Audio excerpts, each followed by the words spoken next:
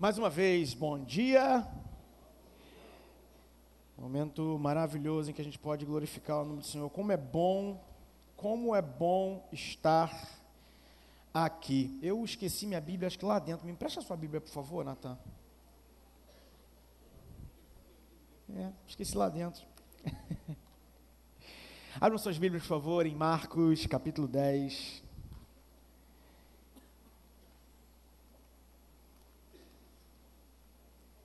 Versículos de 42 a 56. Se aproxima de alguém, dá uma olhadinha para o lado aí. Se tiver alguém que não está com a Bíblia na mão, está sem Bíblia, auxilia ele aí, por favor.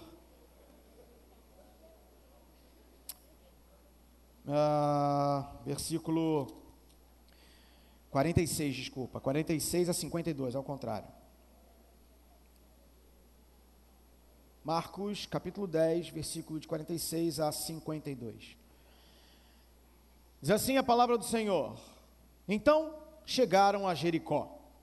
Quando Jesus e seus discípulos, juntamente com uma grande multidão, estavam saindo da cidade, o filho de Timeu, Bartimeu, que era cego, e estava sentado à beira do caminho pedindo esmolas. Quando ouviu que era Jesus de Nazaré, começou a gritar: Jesus, filho de Davi, tem misericórdia de mim. Muitos o repreendiam para que ficasse quieto, mas ele gritava ainda mais: Filho de Davi, tem misericórdia de mim. Jesus parou e disse: Chame-no. E chamaram o cego: Ânimo, levante-se, ele o está chamando.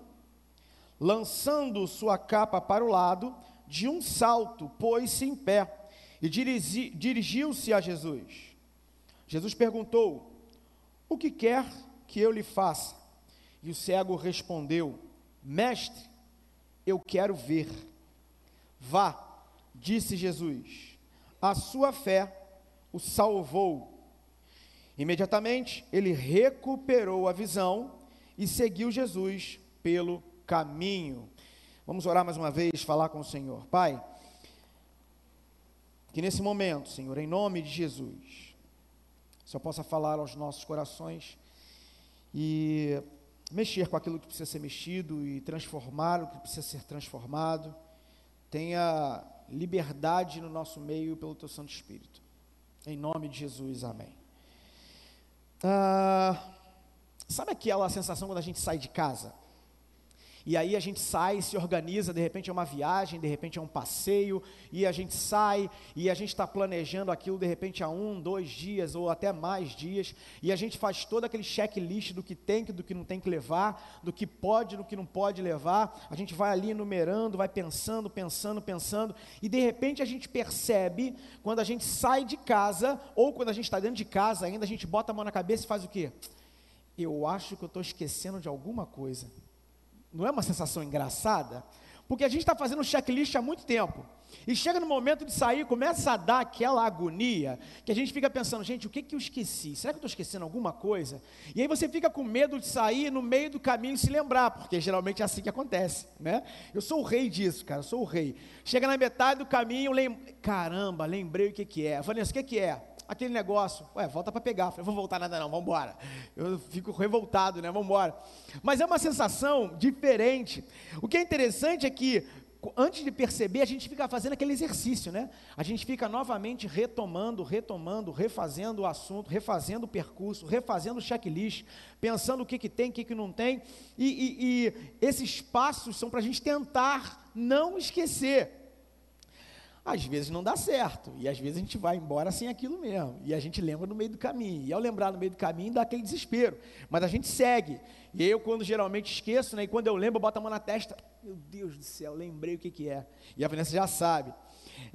E ter que ir nesse lugar sem aquele tal negócio, sem tal aquela coisa que você acabou esquecendo, faz com que a gente fique sentindo um vazio, né? Quando a gente lembra do negócio, quando a gente chega no lugar, como é que vai ser quando chegar naquele lugar sem determinada coisa? Dá aquele vazio por dentro, dá uma tristeza por dentro, né? E é algo ruim, é um sentimento ruim, é uma sensação ruim que a gente não quer passar, não é boa. Aquela sensação de que nos falta algo, mas nós não sabemos muito bem o que, né? Quando a gente olha para a nossa vida, no nosso dia a dia, e quando a gente para analisar, ou talvez a gente nem pare para analisar muito, sobre quais são as coisas que nos faltam no nosso dia a dia, se a gente tivesse essa percepção, talvez muitas respostas pudessem ser dadas. Mas o que é mais interessante é que quando a gente lê esse texto aqui, e aí eu já vou entrando já um pouquinho no texto, a impressão que eu tenho é que esse homem, ele sabia o que lhe faltava, ele tinha uma noção.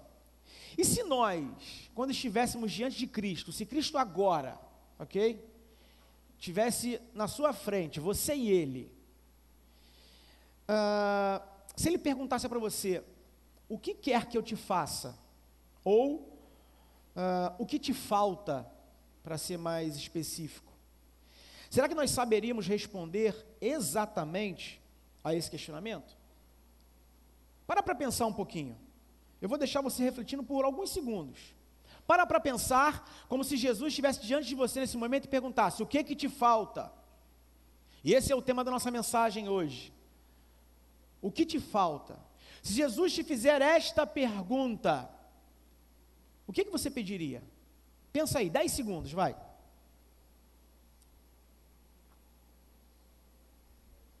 Dez segundos. Não vou atrapalhar vocês não. O que te falta? A nossa humanidade, ela nos leva por caminhos confusos. Provérbios 21:2 diz assim, todo o caminho do homem é reto aos seus próprios olhos, mas Yahvé, o Senhor, é quem julga suas motivações mais íntimas. Esse texto de Provérbios, linkado àquilo que Jesus falou no texto, tem uma junção, uma união fantástica. A Bíblia, ela quando fala desse homem, ela nos mostra alguém que teve que responder a esta pergunta. Jesus perguntou, o que te falta? E esse homem teve que ser questionado diante dessa pergunta e teve que dizer algo. E olhar para o texto, percebemos que muitas coisas que nós iremos pensar nessa manhã está relacionada a essa pergunta. Talvez uma pergunta que nós nunca pensamos em responder, porque quando nos aproximamos de Cristo, quando nos aproximamos de Deus, é sempre com as perguntas prontas, é sempre com os questionamentos formados, e quando Ele nos pergunta o que te falta, às vezes temos dúvida. E a primeira coisa que a gente consegue entender é que independente do momento em que Cristo te faz essa pergunta, Jesus, Ele estará sempre atento às suas dores. No versículo 46, e aí eu vou tirar de vez em quando algumas frases do texto, só para a gente poder entender isso de uma forma mais ampla. No versículo 46, tem uma frase que me chama muita atenção quando eu paro para refletir sobre o fato de Jesus estar muito atento às nossas dores, nossas dificuldades. Versículo 46 diz assim, com grande multidão. Em algumas versões diz numerosa multidão. Aquele homem estava sentado no meio de uma multidão passando, seguindo Jesus, e aquele homem gritava, Jesus, filho de Davi, tem misericórdia de mim, e aquele homem gritava, e Jesus passava, e as pessoas mandavam ele ficar quieto, e mais ainda, ele abria sua boca e gritava. Jesus está atento às suas dores. Mesmo que você esteja no meio da multidão, mesmo que você esteja no meio de algo que parece confundir o seu pensamento, ou tirar o seu centro, ou deixar com que você fique desconectado por momentos, Jesus está linkado à sua dor. Mesmo que você esteja no meio da multidão, Ele é capaz de te ouvir e de responder o teu clamor. Você crê nisso? E aqui a primeira lição que a gente começa a entender é que independente da dificuldade pela qual você esteja passando, independente da tempestade pela qual você esteja passando, independente dos problemas, do tamanho deles, clame ao Senhor, porque Ele irá ouvir a sua dor. Porque com aquele homem não foi diferente, um cego, alguém que estava à margem da sociedade, Alguém que quando gritou, as pessoas não demonstraram misericórdia e mandavam ele fazer o quê? Calar a boca. Irmão, tu está gritando por quê? Fica quieto. Mas mesmo assim, Jesus ouviu ao clamor daquele homem. Aquele homem queria chamar a atenção de Jesus. Mas pode alguma coisa passar desapercebido aos olhos do Senhor? Nada pode passar desapercebido diante do Senhor. Absolutamente nada, independente de onde você esteja. Quando Jesus se aproximar de você, no seu momento, e Ele perguntar a você, o que quer que eu te faça, você é capaz de dizer o que te falta? Será que hoje, se essa pergunta fosse feita a você, como naquele homem que saiu da multidão, você saindo dos seus problemas, saindo de tudo aquilo que te atrapalha, tudo aquilo que tem tirado o seu sono, se você sair desse meio e for chamado ao lado de Cristo, e Cristo te perguntar, o que quer que eu te faça, qual será o seu pedido? Para aquele homem, isso tinha um significado, talvez mais profundo do que a gente imagina, e a gente vai perceber isso. Mas a Bíblia fala que por vezes nós pedimos e não recebemos, porque pedimos mal, pedimos para satisfazer os nossos próprios desejos, nossas próprias vontades. Quando nós somos perguntados por Jesus o que quer que Ele faça, o que quer que Ele venha fazer, por vezes, nós não pedimos o que devemos pedir, mas pedimos o que queremos pedir. A gente tem perdido por muitas vezes a oportunidade de termos a nossa vida transformada, porque respondemos para Jesus aquilo que Ele não nos perguntou. Parece óbvio, parece até difícil refletir sobre isso, né? Mas pedir para que Cristo olhe para você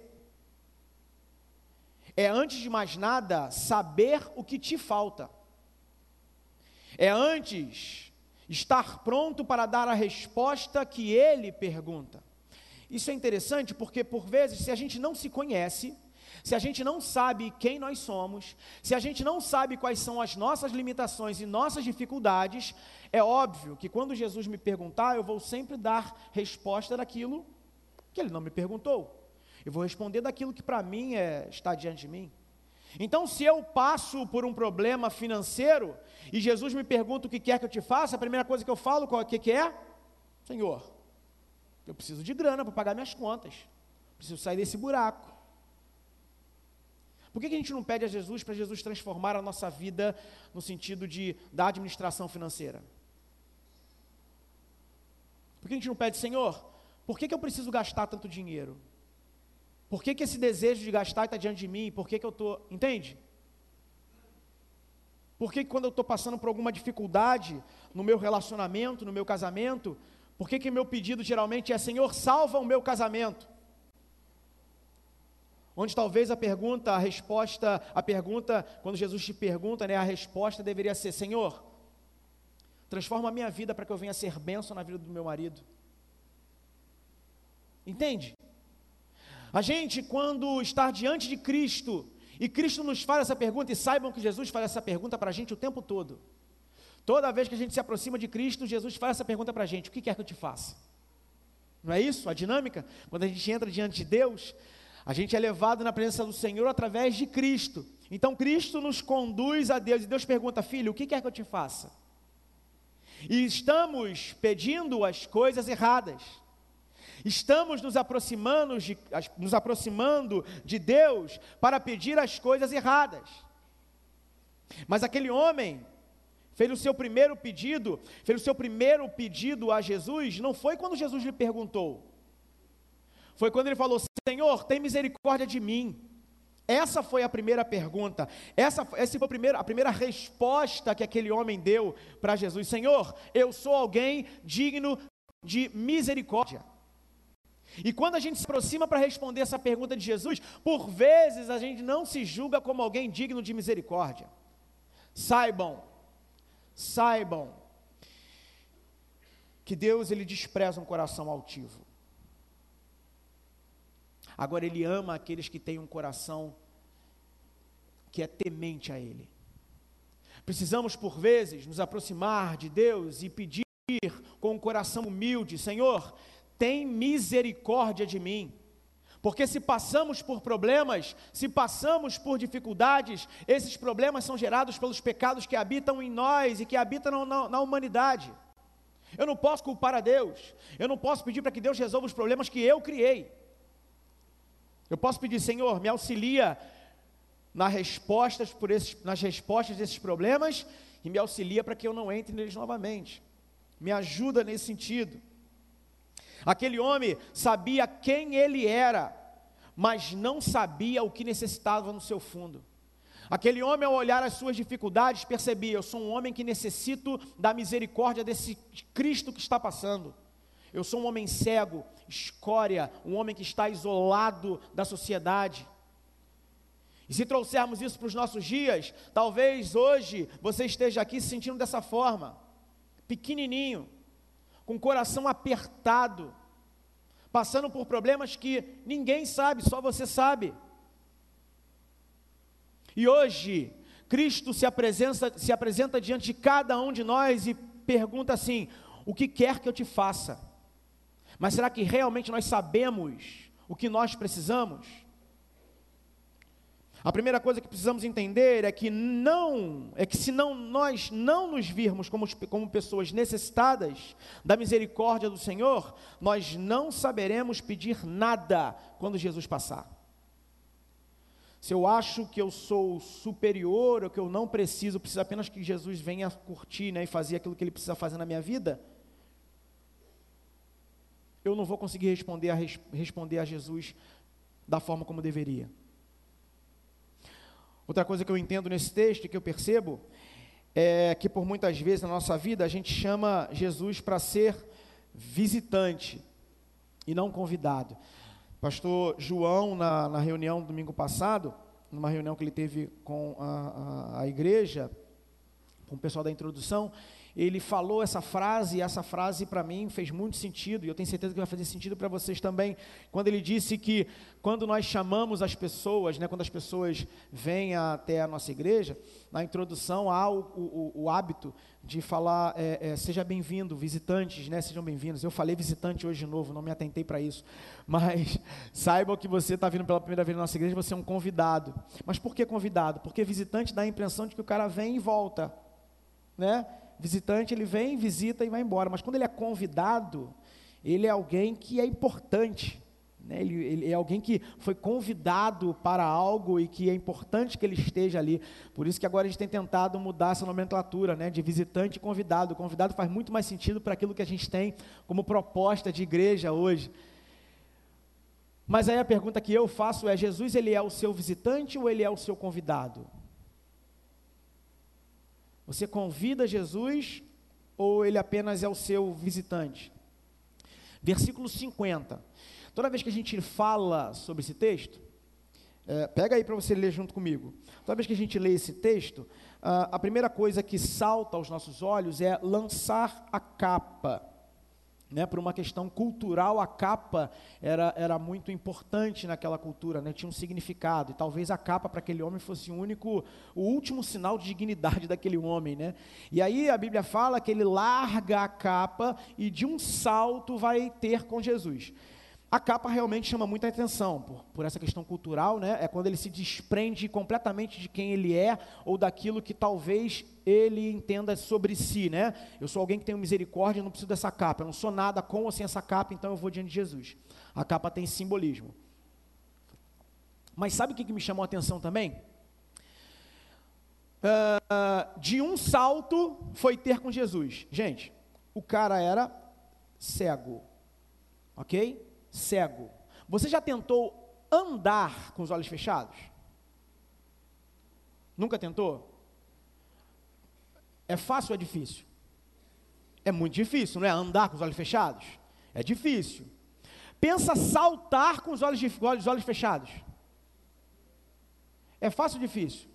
Talvez seja muito mais difícil do que andar, porque se eu fechar meus olhos aqui, eu não vou bater ali, então tem mais ou menos aqui uns 8 passos, eu vou dar aqui, ó, de olhos fechados, 1, 2, 3, 4, 5, fechei o olho e voltei, 8 passos mais ou menos, errei, mas você vai direto, ok? Se você tiver um centro aqui bem colocado, tu vai embora, né? Se não tiver ninguém na frente para te segurar, para tu bater nada na frente, você vai. Mas tenta dar um pulo de olhos fechados. Gente, é muito difícil. E a Bíblia fala que esse homem, ele deu um pulo no meio da multidão para falar com Jesus. Gente, a atitude de saltar com coragem, para muitos, é a mesma que precisam ter para convidar Jesus para entrar no seu coração. Às vezes, a gente como cristão, a gente que já teve uma experiência com Cristo, tem alguns saltos que são muito difíceis de dar, sabiam? É muito difícil, depois que a gente vivencia a fé durante um tempo, a gente passa a entrar no jogo da dinâmica, e a gente deixa de dar alguns saltos na nossa vida, saltos de fé. A gente deixa de dar alguns saltos de fé. Eu poderia falar aqui do dízimo, por exemplo. A gente tem, e aí eu vou, antes de falar de qualquer coisa, eu vou falar da minha experiência. Alguns anos atrás, quando fiquei desempregado, né? Não desempregado, mas a minha renda diminuiu, por questões, a academia onde eu trabalhava fechou. Os adolescentes conhecem essa história.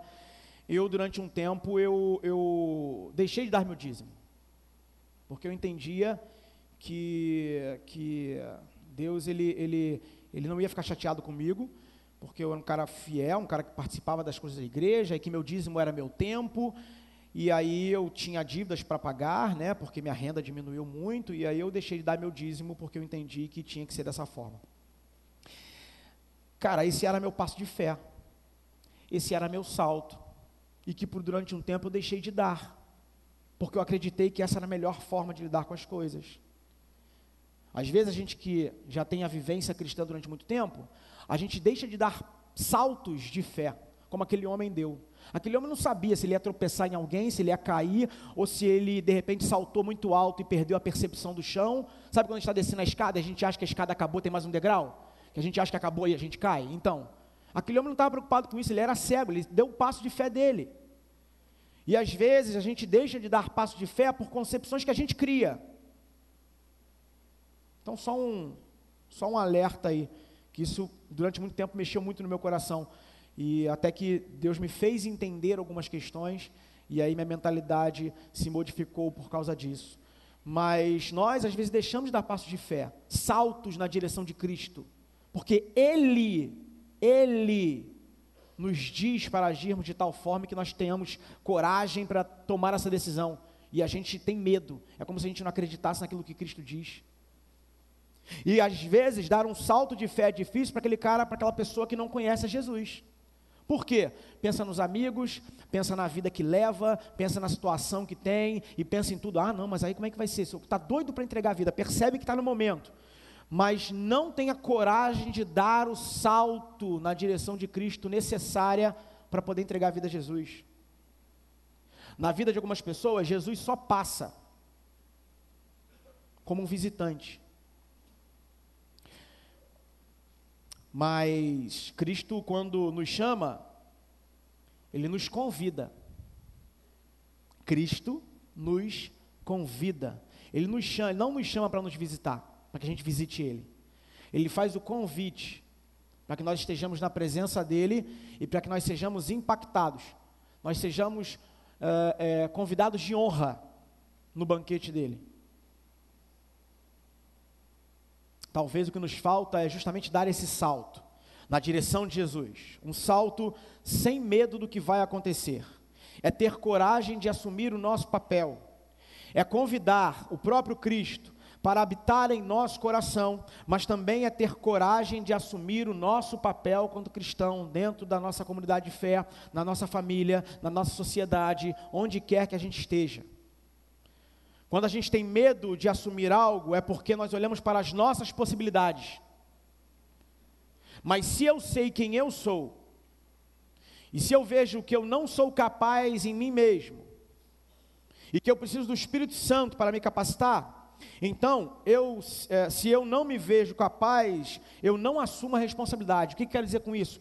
Que se eu, diante de um problema, de uma dificuldade, acho que eu não sou capaz de fazer aquilo e não assumo essa responsabilidade, eu estou colocando o poder da decisão na minha mão. Eu decido. Eu estou fazendo. E aí eu olho para tudo que eu sou, e aí percebo que eu não sou capaz. E quando eu tomo uma decisão a partir daí, eu estou fadado ao erro, fadado ao fracasso. Porém, quando eu reconheço que eu não sou capaz de algo, mas eu sei que através do Espírito Santo eu sou capaz de executar qualquer coisa, aí sim eu faço a dinâmica certa. E talvez ter essa noção de que nós não somos capazes de fazer nada sozinhos, se nós tivermos essa percepção, talvez o Espírito Santo tenha liberdade no nosso meio, talvez não, com certeza ele vai ter liberdade no nosso meio, no nosso coração, na nossa vida, para que nós sejamos usados como ferramentas poderosas na mão do Senhor. Romanos diz, no capítulo 12, versículo 3, pois pela graça que me foi dado, digo a todos vocês, ninguém tenha de si mesmo um conceito mais elevado do que se deve ter, mas pelo contrário, tenha um conceito equilibrado, de acordo com a medida da fé que Deus lhe concedeu. Precisamos ter um conceito de nós mesmos como nós somos, e não mais elevado do que nós acreditamos. Quando aquele homem largou a capa e deu um salto na direção de Jesus, aquele homem percebeu quem ele era. Ele sabia que ele não era digno, ele sabia que ele precisava da misericórdia do Senhor. E ao dar esse salto, ele reconheceu que a consciência que ele tinha sobre si talvez não fosse a ideal, mas que naquele momento, quando ele deu o salto, ele entendeu quem ele era e do que ele necessitava. A outra coisa que a gente precisa entender é o que responder quando Jesus perguntar: que queres que eu te faça? Versículo 51. Quando ele faz essa pergunta, que queres que eu te faça? O que queres que eu te faça? A gente chega no ápice do texto, quando Jesus fala essa pergunta. E pode parecer óbvio, é uma questão pedagógica, né? Quando Jesus pergunta, o que quer que eu te faça? Cara, aquele homem era cego, obviamente, e ao fazer uma pergunta para o cego, ele respondeu, eu quero enxergar, tá bom? Essa é aquela percepção que a gente teve no início, daquela concepção de, será que eu sei realmente responder as perguntas que Jesus faz? Mas aquele homem respondeu, eu quero enxergar. Tornar a ver pode parecer óbvio, mas que tipo de visão era essa? Aquele homem pediu para enxergar, e Jesus deu uma visão para ele, mas que tipo de visão era essa? Era uma visão apenas física? Será que Jesus, ele se limita a uma cura física? Será que pedir a cura, ou pedir um trabalho, ou pedir uma resolução de um problema familiar, de um problema no emprego, de um problema relacional, será que Jesus se limita a isso? Será que o o cego pediu, dá-me a visão, será que era o limite do que Jesus podia fazer? É necessário pedir visão para saber o que mudar na sua vida. Hoje, talvez o problema de muitos de nós seja pedir visão, não uma visão física, mas uma visão para dentro de si, uma visão espiritual, uma visão que vai para além daquilo que podemos enxergar para fora, seja o que for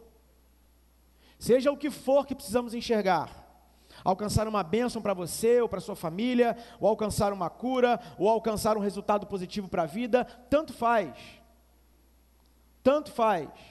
mas hoje o que Cristo nos convida e o que Ele nos apresenta como solução, é uma cura que vai para além de uma cura física.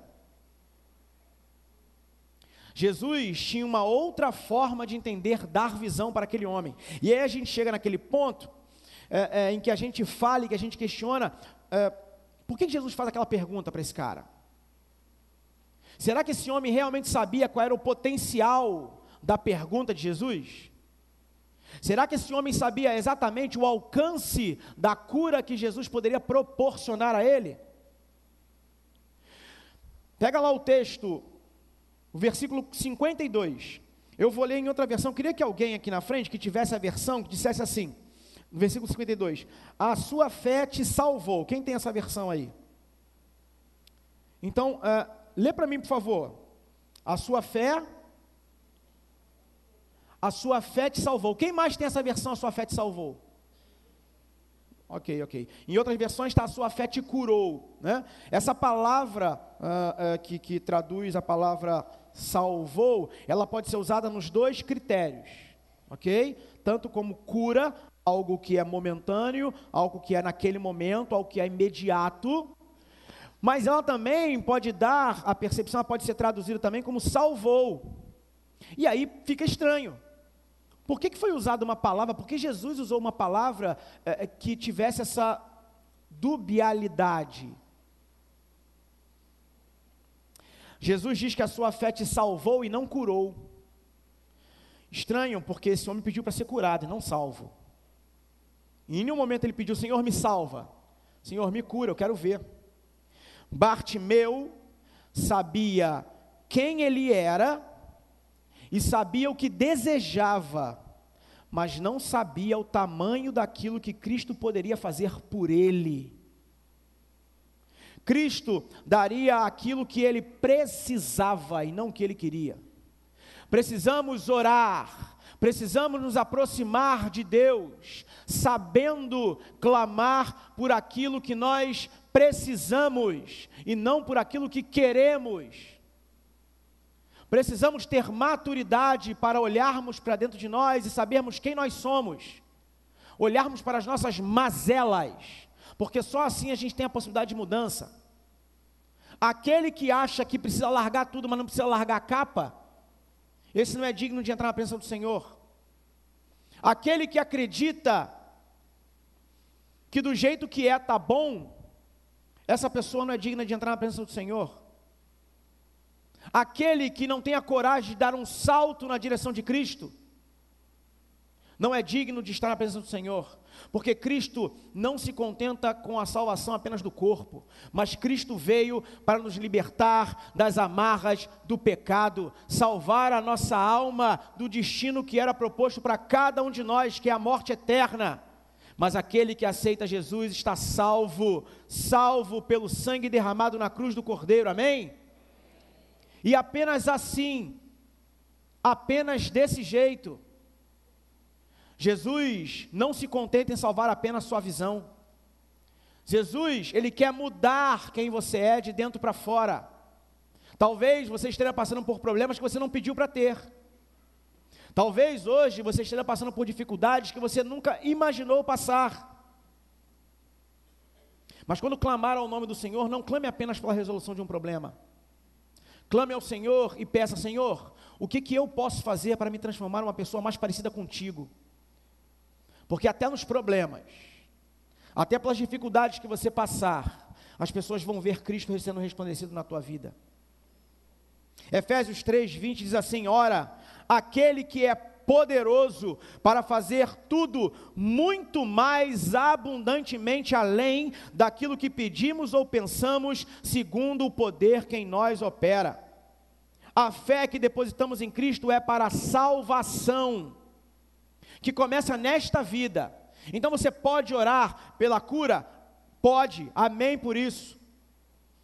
Você pode orar pela libertação de um ente querido? Amém por isso. Você pode orar pela resolução de um problema? Amém por isso.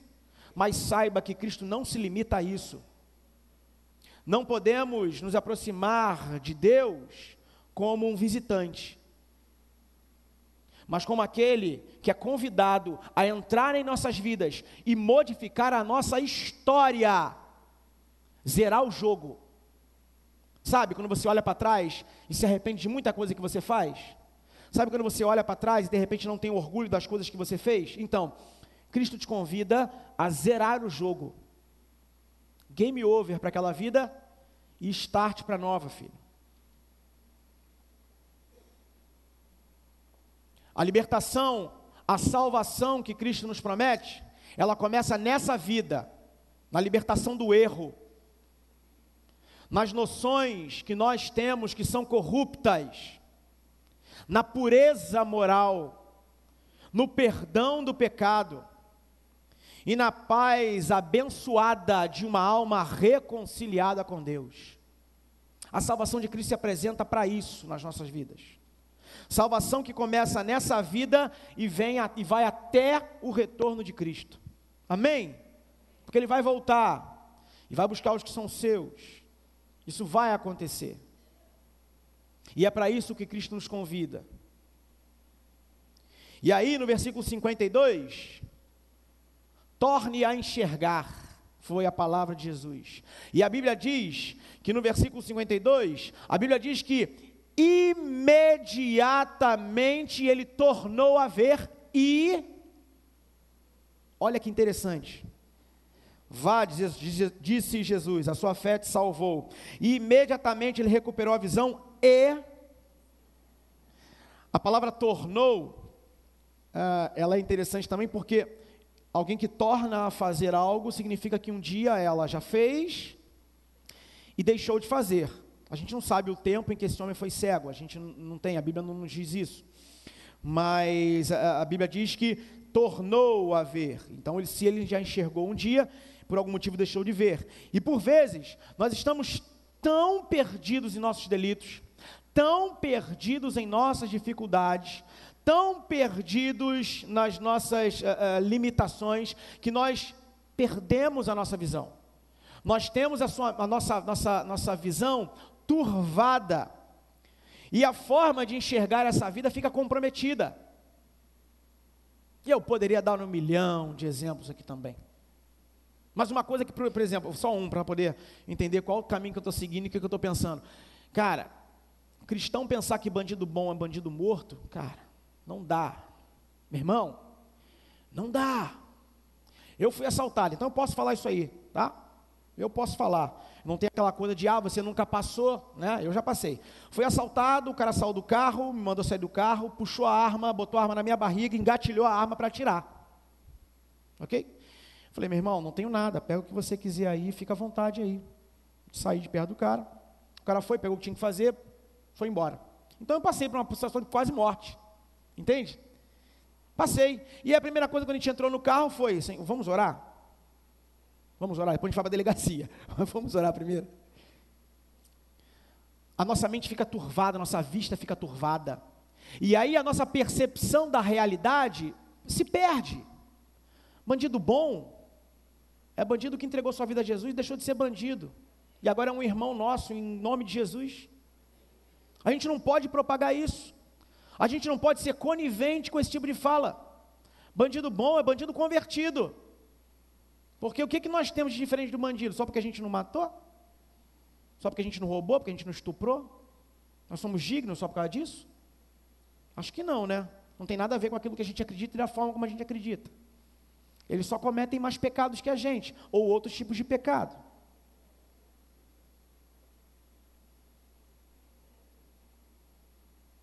A Bíblia diz em Efésios 2, 4 a 6, no entanto, Deus, que é rico em misericórdia, por meio do grande amor com que nos amou, deu-nos vida com Cristo, estando nós ainda mortos em nossos pecados. Portanto, pela graça sois salvos. Deus nos ressuscitou com Cristo e com Ele nos entronizou nos lugares celestiais em Cristo Jesus. Cristo quer te dar a salvação e te dar a visão, restaurar a sua visão. Para alcançarmos a cura para a cegueira, precisamos entender o propósito do Cristo que passa diante de nós, o Cristo como Messias que passa diante de nós, porque Ele está atento às nossas dores. Precisamos fazer dele um convidado, saber o que responder a Cristo quando Ele fizer as perguntas, e tornar a ver da forma como devemos, para sermos salvos. Nesse momento a gente vai orar, e como tem sido comum nas mensagens que Deus tem me dado, é a questão do tempo de reflexão que a gente precisa ter. Eu sei que essa fala sobre bandido até deixa muita gente incomodada. Mas se nós fizéssemos o nosso papel, talvez nós tivéssemos menos bandidos. Nós somos a população que mais cresce no Rio de Janeiro e a violência cresce proporcionalmente. Cara, não dá para entender isso, mas enfim. É a corrupção moral, a corrupção da nossa sociedade. Nosso papel é botar o joelho no chão, interceder pela vida deles, mas Cristo nos convidou para que nós sejamos sal e luz. Esse é o nosso papel. E que nesse momento de reflexão a gente possa curvar nossas cabeças e a gente possa clamar ao Senhor para uma noção de quem nós somos. Para que Cristo, ao fazer a pergunta, a gente saiba exatamente o que tem que ser respondido. Exatamente o que tem que ser respondido. Senhor, eu quero até continuar cego, mas muda isso aqui, porque isso aqui me afasta muito do Senhor. Senhor, eu não quero voltar a andar, não. Quero não. Mas eu quero deixar de ser essa pessoa que eu sou.